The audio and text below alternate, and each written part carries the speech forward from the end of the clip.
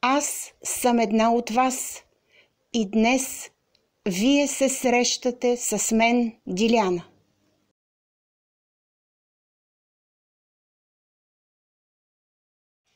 Скъпи приятели, здравейте! Аз съм Диляна и днес продължавам да ви разказвам за срещите си с хората. Моите способности ме накараха периодически да се срещам с хора, за да проверявам какво точно мога и по кой начин. Някои от най-интересните срещи са свързани с търсенето на хора и неща. Днес аз ще ви разкажа няколко случая във връзка с това. Първият много весел случай се отнасяше до търсенето на едно прасе в моя роден град Угърчин. И така, бях си отишла едно лято за 2 седмици в Угърчин и исках просто да си почина. Но една сутрин, рано сутринта, в 6:30, на входната врата на къщата на моите родители започна да се звъни. Аз нямах намерение да ставам, но явно и човекът нямаше намерение да се отказва да звъни. Така че станах, излязох и видях отвън един непознат за мен човек. Той ме попита, аз ли съм Диляна, и аз му отговорих да. Той каза, аз искам да вляза, нали, защото искам да ми кажете къде ми е прасето. Аз го гледах смаяна и му обясних, че аз досега не съм търсила прасето. Човекът ме гледаше неодобрително, влезе в къщи, седна на крайчица на стола и пак ми каза, търсете ми прасето, няма ми прасето.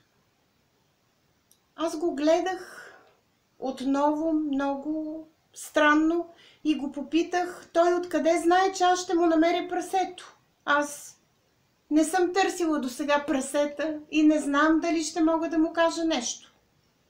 Човекът обаче ме погледна толкова неодобрително, сякаш аз бях виновна, че прасето му го няма. И аз нямах избор. Трябваше да потърся информация от записите Акаша, къде е изчезналото прасе.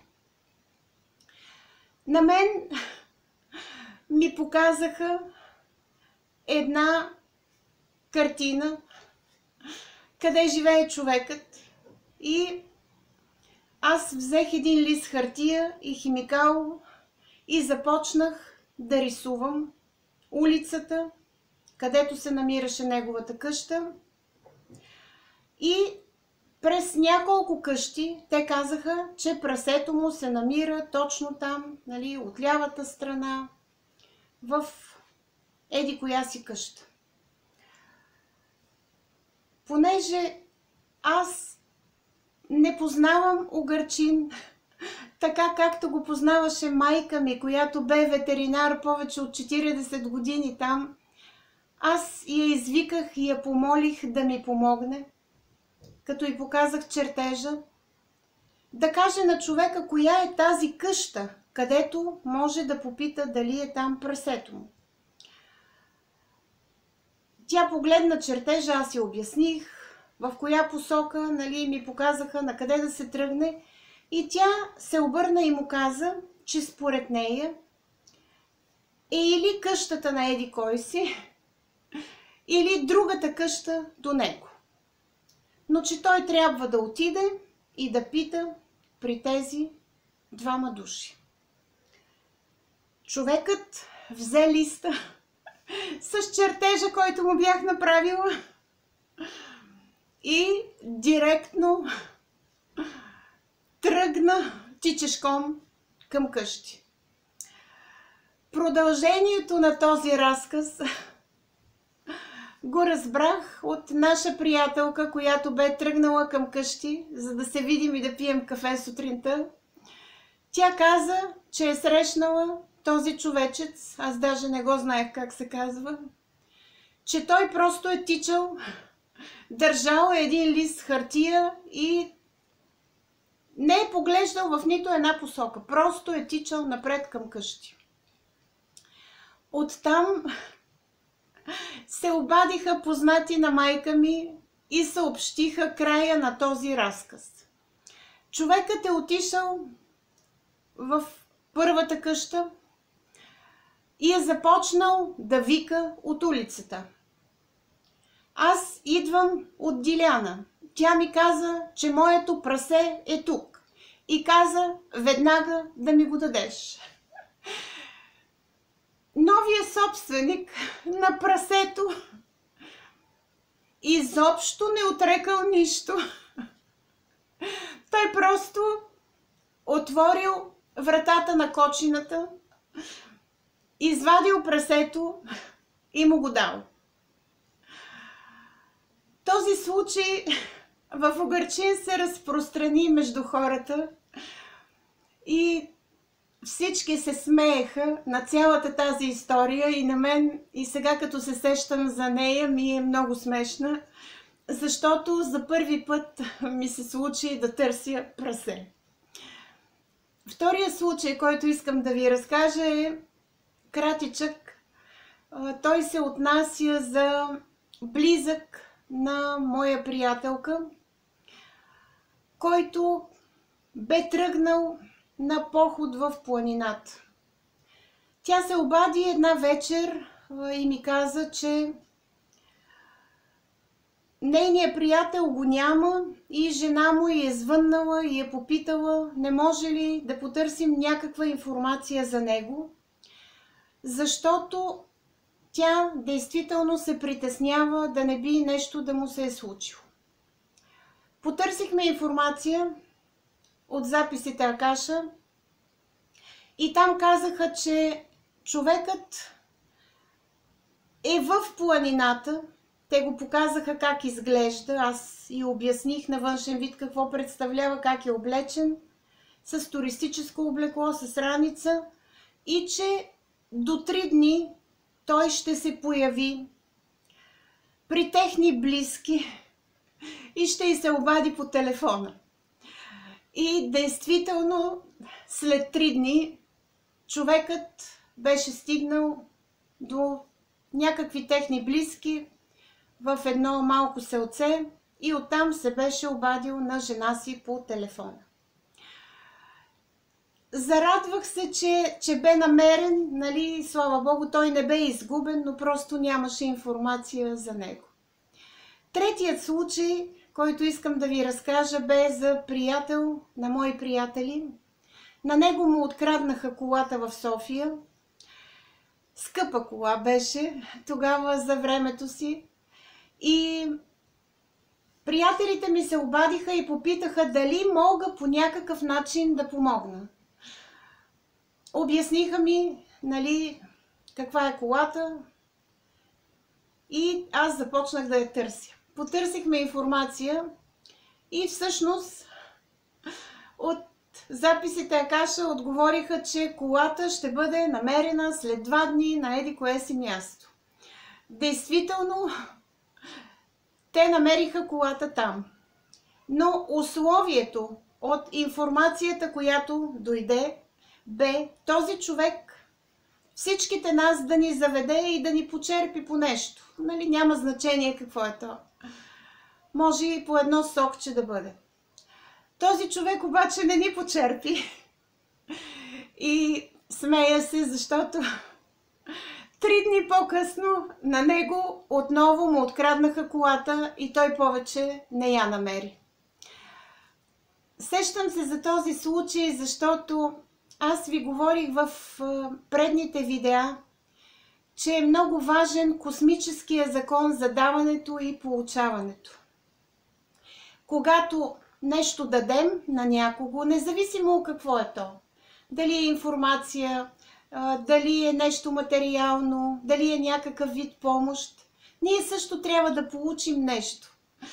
Никой тук не говори за пари или за някакви материални неща. Ние говорим, че трябва да получим благодаря, нали, една дума, един жест на внимание, все такива малки, дребни, човешки нещица. Следващия случай, който е оставил така противоречиви мисли в моето съзнание, е свързан с търсенето на едни кошери. Тези кошери аз се принудих да ги търся заради моите родители, защото те ме помолиха да дам някаква информация за кошери на техен познат от едно близко село до Угърчин. И този човек на мен ми се обади по телефона. Той ми каза, че кошерите били там еди колко си, 20 и няколко на брой. И че когато той се прибрал, нали, не ги нямало. В събота и в неделя той не живееше, нали, в това село, само имаше кошери там. И той каза, че иска да ги намери, нали, защото за него това е много важно. Аз потърсих информация и му казах, че кошерите са разделени на две и че половината от тях той ще намери. И аз започнах да му обяснявам. Като тръгне, нали, той си записваше там по еди коя си улица. Не го знаех това село, никога не съм ходила в него и до момента. Че той ще тръгне по улицата и там трябва, нали, по главната улица да тръгне в една странична улица и там да брои, нали, еди коя си къща от еди коя си страна. Тя изглежда по еди кой си начин и че там, нали, са му половината кошери. И той действително беше отишъл и там от селото му бяха казали, че това е къщата на един известен крадец в селото. Човек, който просто обичаше да си краде разни неща от другите хора. И той е намерил, нали, тази половина и се ги е взел. След това този човек бе разбрал от моите родители, че аз ще мина през Угърчин за 2 часа. Пътувах тогава с едни приятели и се отбихме за 2 часа. И той бе дошъл и на мен, да си кажа честно, не ми беше много приятно, защото бях отишла да си видя родителите. Но той дойде и настоя аз да му помогна да намери и другата половина от кошерите. На мен отново ми показаха, нали, някаква картина, аз направих чертеж, обясних му къде да отиде, къде да ги намери и той бе отишъл, но не ги бе намерил. И точно преди да си тръгна от Угърчин, той дойде отново и каза, че кошерите ги няма и аз съм длъжна да тръгна с него, за да му ги намеря. И аз се обърнах и му обясних, че всъщност аз не се занимавам с тези неща. Просто аз съм го направила на добра воля заради моите родители, защото искам да му помогна. Но той много се обиди, тръгна си и по-късно разбрах, че е отишъл в полицията в селото, показал е чертежа и е казал, че иска сега полицията да му помогне той да си намери другата половина. Аз бях просто потресена от това, което бе направил този човек.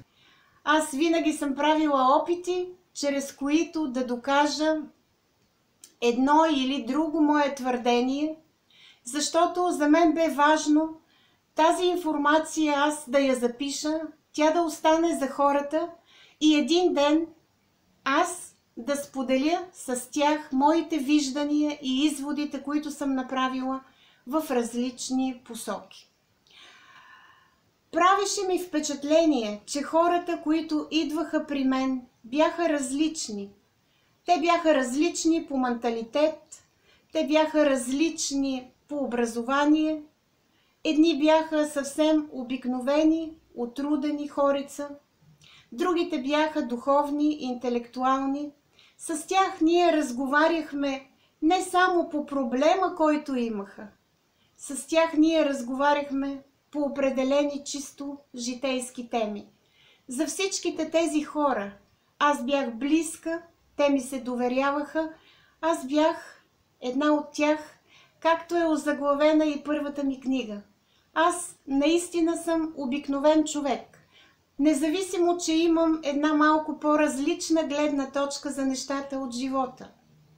Независимо, че мога неща, които не всички хора умеят да правят. Но аз съм водена от това да помагам и да правя опити с различни хора при срещите си с тях, за да мога да получа информация по кой начин на човек може да се помогне и дали това е свързано с космическите закони. Аз ви благодаря, че днес бяхте с мен. До нови срещи с следващото видео. Довиждане!